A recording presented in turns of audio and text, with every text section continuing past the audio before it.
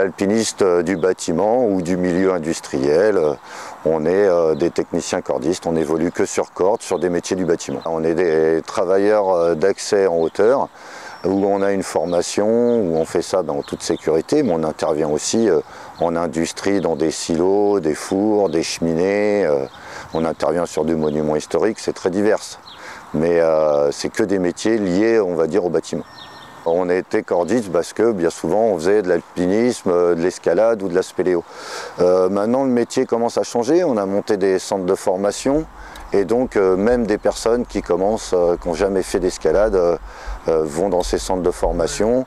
C'est une formation de 7 mois pour des gens qui n'ont jamais pratiqué et ils vont obtenir un diplôme qui s'appelle le CQP. Et avec ce CQP, ils vont pouvoir travailler sur corde. C'est le premier diplôme pour travailler sur corde. Ce diplôme, il est obligatoire. Maintenant, il y a le CQP2 où après on devient chef d'équipe. Il y a le CQP3 où là on devient formateur. Donc on peut évoluer au point de vue de sa carrière sur des diplômes qui donnent accès à d'autres postes de travail. Il y a environ 2200 salariés dans les entreprises, les 700 et quelques entreprises qu'il y a en France. Et il y a environ 3000 intérims permanents. Alors il y a un turnover bien sûr, mais environ 3000 intérims permanents. Ça c'est ce qu'on a en chiffre à peu près des centres de formation qui ont délivré des diplômes.